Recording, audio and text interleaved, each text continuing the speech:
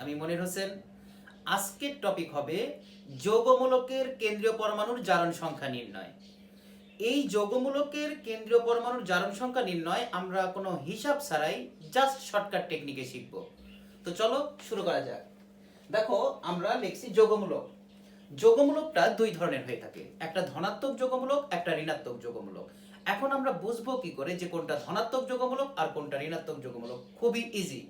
এটা বোঝার জন্য কোনো টেকনিক লাগবে না, জাস্ট উচ্চারণ লাগবে। দেখো, এই যৌগটার নাম অ্যামোনিয়াম।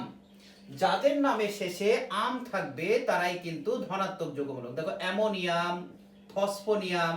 দেখো, এই দুইটা মূলকের ক্ষেত্রে, যৌগমূলকের ক্ষেত্রে নামের শেষে আম আছে। যখন কোনো যৌগমূলকের নামের শেষে আম থাকবে তাদেরকে বলা হবে ধনাত্মক যৌগমূলক। চলে আসো ঋণাত্মক যৌগমূলকগুলো চেনার একটু উপায় দেখে আসি আমরা। দেখো, এদের উচ্চারণটা খালি দেখবো আমরা। Phosphate, phosphate, sulphate, carbonate. দেখো, এই যে নামগুলোর শেষে কখনো কিন্তু আম আসে নাই। তাহলে যদি কোনো যৌগমূলকের উচ্চারণে নামের শেষে আম না আসে তবে ওই যৌগমূলককে আমরা বলতে পারি ঋণাত্মক যৌগমূলক। তো আমরা দেখলাম যে যৌগমূলক দুই ধরনের হয়, একটা ধনাত্মক যৌগমূলক, একটা ঋণাত্মক যৌগমূলক। এখন আমাদের টপিকটা হলো বলতো যে এই যৌগমূলকগুলোর সেন্টার, যে কেন্দ্রীয় পরমাণু হবে, এর জারণ সংখ্যা আমরা বের করব। এখন আরেকটা বিষয় বোঝার আছে, সে কেন্দ্রীয় পরমাণুটা আসলে কিভাবে বুঝবো। দেখো, এই ফসফেটের মধ্যে যদি আমরা খেয়াল করি তাহলে দেখো, প্রথম মৌল ফসফরাস আর অক্সিজেন দ্বারা গঠিত।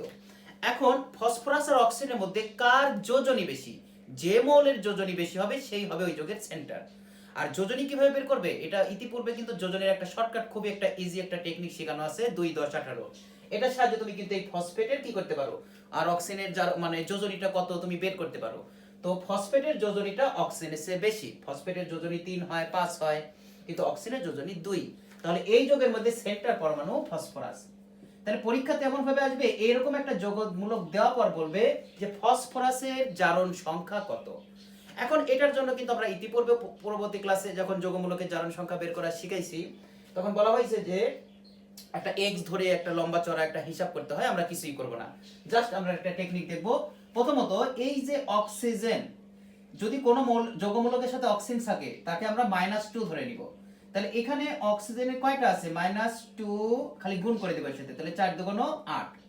আর এই যে উপরে যেটা থাকবে শুধু বিয়োগ করে দিব, তাহলে কত আসছে? 5। তাহলে ফসফরাসের জারণ সংখ্যা +5।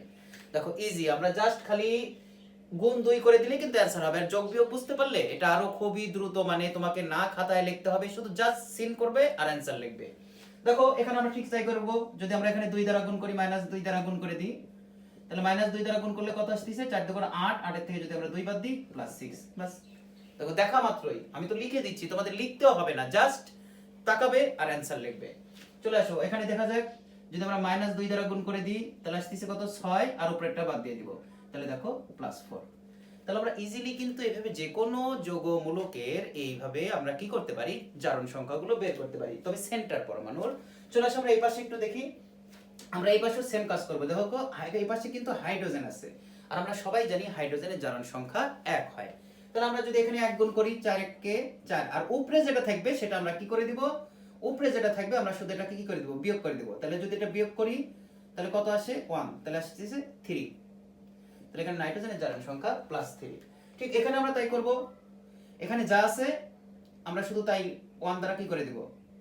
গুণ করে দেব। তাহলে 4 1 কে 4, আর উপরে যেই সংখ্যাটা থাকবে সেটা শুধু আমরা বিয়োগ দিয়ে দিব, -1। তাহলে কত আসছে? 3। এখানে ফসফরাসের জারণ সংখ্যাও কত আসছে? +3। আর জারণ সংখ্যার এই লেখা নিয়ম, এই প্লাসটা আমরা কি করতে পারি, কোন মৌলের +5ও লিখতে পারি, আবার এরকম করে লিখতে পারি 5+। জারণ সংখ্যা লেখার ক্ষেত্রে প্লাস বা মাইনাসটাকে সামনে বা পরে দুই জায়গায় লেখা যায়, এতে কোনো বাধ্যকতা নিয়ম নাই। তো এইভাবে আমরা কিন্তু যৌগমূলকটা যদি চিনতে পারি বা পরীক্ষাতে আসে তাহলে আমরা এমসিকিউর জন্য খুবই এটা বেস্ট পদ্ধতি হবে। কারণ এমসিকিউর জন্য দেখা যায় যে খাতা বা লেখা এটা একটা সময়ের একটা ব্যাপার থাকে। তো আমরা খুব ইজিলি এই পদ্ধতিতে কিন্তু কি করতে পারি, যৌগমূলকের জারণ সংখ্যা বের করতে পারি। ঠিক আছে, আজকে এতটুকুই। ভালো থাকো, আমরা নেক্সট ক্লাস নিয়ে আবার হাজির হব। আল্লাহ হাফেজ।